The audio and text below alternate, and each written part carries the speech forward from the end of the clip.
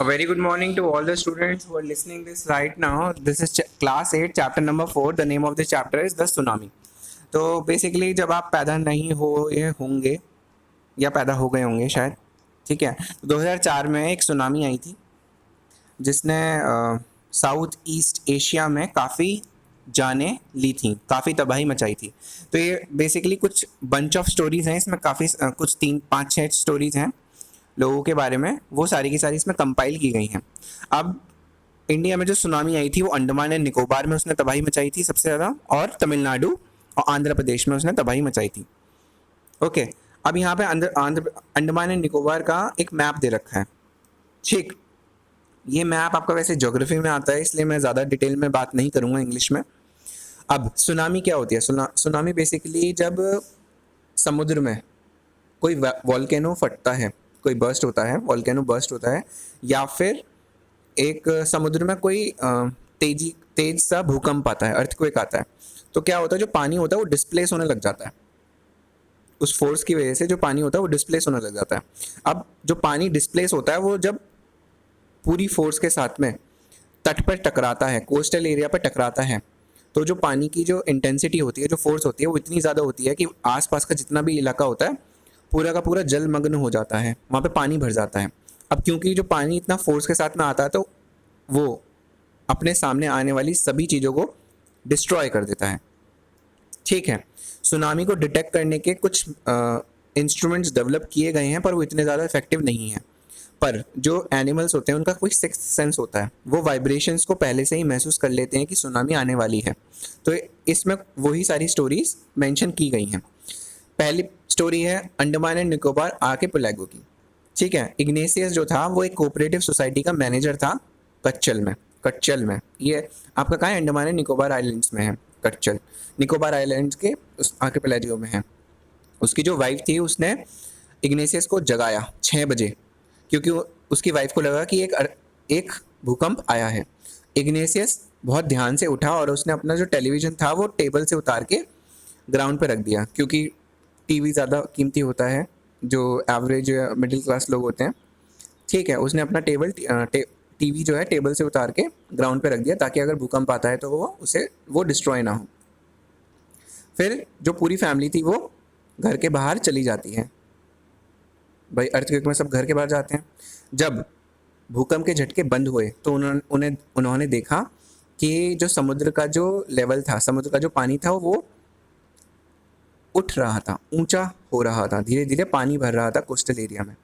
इतना ज़्यादा शोर मच रहा था, इतना ज़्यादा कन्फ्यूजन हो रहा था कि इग्नेशियस के जो 2 बच्चे थे उन्होंने अपने मदर के साथ में मदर के जो नाना होते हैं और मामा होते हैं उनका हाथ पकड़ लिया और अपोजिट डायरेक्शन में भागने लगे समुद्र की, ठीक है। इग्नेशियस ने उन बच्चों को कभी नहीं देखा, अपने मैटरनल फादर को और मैटरनल ब्रदर को कभी भी नहीं देखा, ठीक है।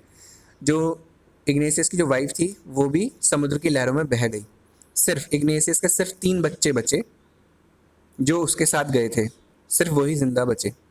ये पहली स्टोरी। दूसरी स्टोरी संजीव की है। संजीव जो था वो एक पुलिसमैन था जो कच्चल आइलैंड में, निकोबार ग्रुप ऑफ आइलैंड्स में सर्व कर रहा था, मतलब एक पुलिसमैन था, ठीक है। उसने अपने आप को बचा लिया किसी भी तरह से, उसने अपनी वाइफ को भी बचा लिया और अपनी जो छोटी बेटी थी उसको भी बचा लिया। पर बचाते बचाते जब उसने देखा कि उसका जो गेस्ट हाउस कुक था, मतलब पुलिस ऑफिसर था तो उसका एक कुक भी होगा खाना बनाने वाला, उसकी वाइफ जॉन, उस कुक का नाम था वो जॉन, उसकी जो वाइफ थी वो रो रही थी कि बचाओ बचाओ। संजीव जो था पानी में कूदा भी उसे बचाने के लिए, पर संजीव और जॉन की वाइफ दोनों के दोनों पानी के बहाव में बह गए, दोनों मर गए। तीसरी स्टोरी है 13 साल की मेघना जो थी वो अपने पेरेंट्स और 77 और लोगों के साथ में सुनामी की लहर में बह गई थी। वो समुद्र में 2 दिन तक फ्लोट करती रही। एक कोई वुडन डोर होगी, लकड़ी की कोई दरवाज़ा होगा, वो समुद्र में तैर रहा था, तो उसी के सहारे वो समुद्र में 2 दिन तक फ्लोट करती रही, तैरती रही। उसने 11 बार रिलीफ हेलीकॉप्टर को देखा कि उसके सर के ऊपर से जा रहा है, पर रिलीफ हेलीकॉप्टर ने उसको नहीं देखा। वो अपने आप ही वेव्स के दौरान, जैसे वेव्स होती हैं ना, लहरें होती हैं, लहरों ने उसको और उस जो वुडन डोर था उसको समुद्र के तट पे पहुंचा दिया। और वो समुद्र के तट पे बहुत ही तेज तरीके से, मतलब लड़खड़ाते हुए चल रही थी। फिर कुछ लोगों ने देखा और उसे बचाया। फिर नेक्स्ट स्टोरी है आपका अलमस जावेद। अलमस जावेद 10 साल की थी। वो कैरमल कॉन्वेंट स्कूल में पढ़ती थी जो पोर्ट ब्लेयर में था, और उनके फादर का एक पेट्रोल पंप था।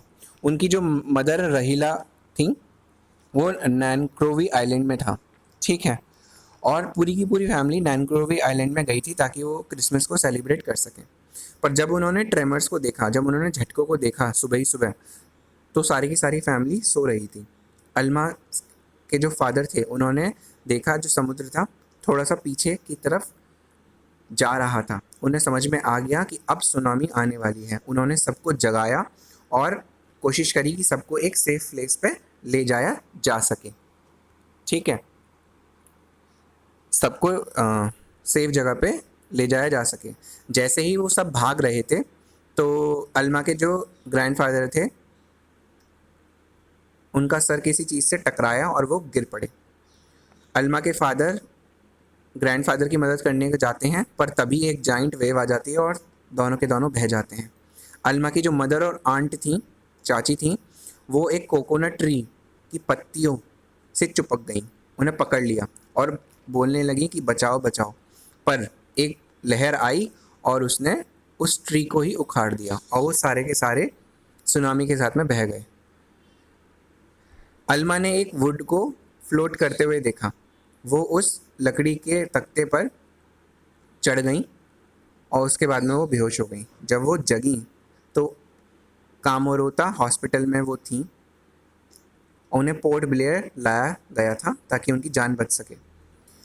उनका परिवार पूरा का पूरा उस इंसिडेंट में नहीं रहा और वो छोटी सी बच्ची आज उस इंसिडेंट के बारे में किसी से भी कोई बात नहीं करना चाहती, क्योंकि वो आज तक दुखी हैं कि उनके साथ जो भी हुआ वो गलत हुआ। अब नेक्स्ट स्टोरी है आपकी एक फॉरेनर की, Tilly Smith. Tilly Smith British school की गर्ल हैं, मतलब इंग्लैंड में पढ़ती थी। उन्होंने अपनी सूझबूझ के साथ में अपनी ज्योग्राफी लेसन की मदद से कई लोगों की ज़िंदगी बचाई। टिली का जो फैमिली थी वो थाईलैंड गया था फुकेट बीच में ताकि वो क्रिसमस सेलिब्रेट कर सकें, ठीक है। अब क्या हुआ था, थाईलैंड के जो फुकेट बीच था, जो स्मिथ फैमिली थी वो साउथ ईस्ट इंग्लैंड से आई थी और क्रिसमस मनाने फुकेट बीच पे गई थी। थाईलैंड के एक रिजॉर्ट था वहाँ पे वो सेलिब्रेट कर रहे थे। टिली स्मिथ तब 10 साल की स्कूल गर्ल थी। 10 साल की स्कूल में पढ़ने वाली एक छात्रा थी। उनकी जो सिस्टर थी वो 7 साल की थी और जो उनके पेरेंट्स थे उनका नाम था पेनी एंड कोलिन स्मिथ। 26 दिसंबर 2004 की बात है। एक बहुत ही भयानक सुनामी वेव आई उस बीच पे, क्योंकि सुमात्रा आइलैंड्स में, सुमात्रा का जो जोग्राफिकल एरिया वहाँ पे अर्थक्वेक आया था सुबह ही सुबह। जो वाटर था वो धीरे धीरे धीरे धीरे बढ़ रहा था और पेनी स्मिथ ने याद किया कि जो बीच होता है वो छोटा पे छोटा होता जाता है जब सुनामी आती है। फिर उसने समझ में नहीं आया कि करना क्या है, ठीक है, किसी को भी समझ में नहीं आ रहा था करना क्या। पर टिली स्मिथ ने महसूस कर लिया कि कुछ ना कुछ तो गड़बड़ है, ये आइलैंड छोटा क्यों हो रहा है, ठीक है। उन्हें वो अपना ज्योग्राफी लेसन याद करती रहीं जो उन्होंने इंग्लैंड में अपने स्कूल में पढ़ा था। उन्होंने देखा जो समुद्र था वो धीरे धीरे धीरे राइज कर रहा था और फोम के कुछ बबल्स बन रहे थे और वर्लपूल्स बन रहे थे। ये ज्योग्राफी के आपके कॉन्सेप्ट्स हैं, आप ज्योग्राफी टीचर से पूछेगा, ठीक है। तब उन्हें याद आया कि उन्होंने अपने स्कूल में एक वीडियो देखा था सुनामी का जो हवाई आइलैंड्स 1946 में हिट करा था। मतलब हवाई आइलैंड्स में 1946 में कोई सुनामी आई हुई, उसकी कोई वीडियो थी। टिली चिल्लाने लग गई अपनी फैमिली पर कि चलो यहाँ से चलो, हमारी जान खतरे में आ जाएगी। टिली ने बोला एक बड़ा भूकंप आया है समुद्र के अंदर। और टिली एकदम से हिस्टेरिकल सी हो गई, जैसे पता नहीं क्या हो गया होगा, जैसे कि ना सनकी टाइप की कुछ हो जाती है। ये बोलती हैं पेनी की मदर। पेनी की मदर बोलती हैं कि मुझे नहीं पता सुनामी क्या होती थी, पर जब मैंने अपनी बेटी को देखा कि वो इतनी डरी हुई है तो मुझे लगा कि कुछ ना कुछ सीरियस तो हुआ है और हमें अपनी जान बचानी चाहिए। टिली के पेरेंट्स टिली को और उनकी सिस्टर को बीच से दूर ले गए, स्विमिंग पूल में ले गए, एक होटल के स्विमिंग पूल में ले गए। वहाँ पे जो स्विमिंग पूल में बहुत सारे टूरिस्ट थे, वो जो बीच छोड़ कर आए थे वो भी वहाँ पे पहुंच गए थे। पर जब उन्होंने देखा कि बहुत सारे लोग आ गए तो उन्होंने क्या करा कि टिली की जो फैमिली थी वो होटल के तीसरे फ्लोर पर चली गई। जब सुनामी हिट करी तो जो बिल्डिंग थी, बिल्डिंग काफ़ी अच्छे स्टैंडर्ड से बनी हुई थी, तो बिल्डिंग को कुछ नहीं हुआ। 3 सुनामी की वेव्स आई पर बिल्डिंग को कुछ नहीं हुआ, इसी वजह से वो बच गए। स्मिथ्स, जो टिली स्मिथ्स की फैमिली थी, उन्होंने बाकी टूरिस्ट से मिले तो उन्हें पता लगा कि पूरी की पूरी फैमिलीज़ मर चुकी हैं। सिर्फ टिली के ज्योग्राफी लेसन की मदद से टिली ने अपनी फैमिली की जान बचा ली। जब टिली इंग्लैंड गई अपने स्कूल में तो उन्होंने अपने क्लासमेट्स को बताया ये कितना भयानक इंसिडेंट उनके साथ में हुआ था। हालांकि उन्हें बहुत सारे अवार्ड्स मिले हैं पर उनके पेरेंट्स ने कभी भी उन्हें अपनी बेटी को परमिशन नहीं दी है कि वो टेलीविज़न पे आएँ या वो एक हीरोइन बन जाएं। इसलिए नहीं दी है ताकि वो अपनी पढ़ाई पूरी अच्छी तरह से कर सकें। अभी नेक्स्ट स्टोरी आती है एक लड़के की, ठीक है, श्रीलंका की। Before the giant waves slammed into the coast in India and Sri Lanka, violent domestic animals seemed to know what was about to happen. जब जो वेव थी वो इंडिया और श्रीलंका में हिट करने वाली थी, उससे पहले ही डोमेस्टिक एनिमल्स को पता लग गया था कि क्या होने वाला है। वो सारे के सारे एनिमल्स सेफ जगह पर भाग चुके थे। जो आई विटनेस हैं उस इंसिडेंट के, वो बताते हैं कि जो एलिफेंट्स थे वो चिल्लाने लग गए थे, स्क्रीम करने लग गए थे और भागने लगे थे ताकि वो एक हायर ग्राउंड पर जा सकें। जो डॉग्स थे वो बाहर जाने के लिए रेडी नहीं थे। जो फ्लेमिंगो बर्ड्स होती हैं उन्होंने अपने लो लाइंग ब्रीडिंग एरियाज जो होते हैं उनके कोस्टल एरियाज वो छोड़ दिए थे और हायर ग्राउंड्स की तरफ उड़ चुकी थी। और जो जू एनिमल्स थे वो अपने अपने शेल्टर्स में जा चुके थे ताकि वो बच सकें। क्या हुआ था कि जो कई सारे लोग थे ये मानते हैं, कई सारे लोग ये मानते हैं कि जो एनिमल्स होते हैं उनके पास में सिक्स सेंस होती है कि धरती पे क्या होने वाला है। जैसे ही धरती हिलती है तो उन्हें वाइब्रेशन महसूस हो जाती हैं। उनकी एक्यूट हियरिंग होती है, बहुत तीव्र हियरिंग पावर होती है जिसकी वजह से वो महसूस कर लेते हैं अर्थ के वाइब्रेशंस को। ठीक है, हम पूरी तरह से नहीं कह सकते कि एनिमल्स के पास सिक्स सेंस होती है या नहीं होती है, पर वो वाइब्रेशंस को तो महसूस कर सकते हैं।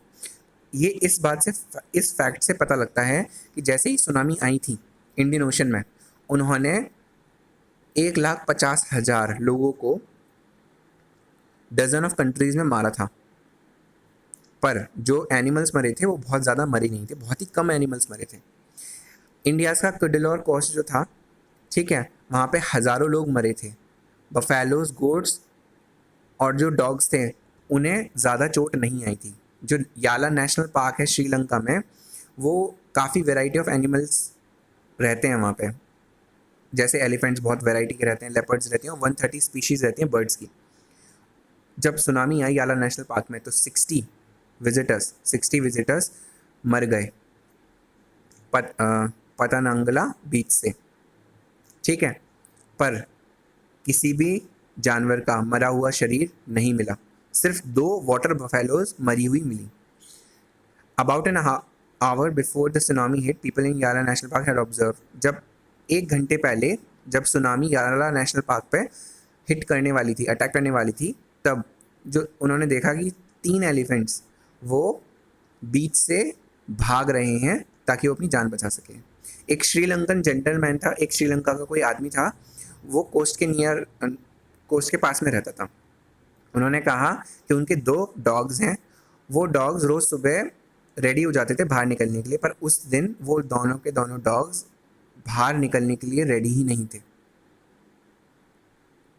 और इसी वजह से उस आदमी की जान भी बच गई और उन कुत्तों की जान भी बच गई। तो ये आपका सुनामी के ऊपर एक चैप्टर था। आई होप आपने एंजॉय किया होगा और all the best for your exams.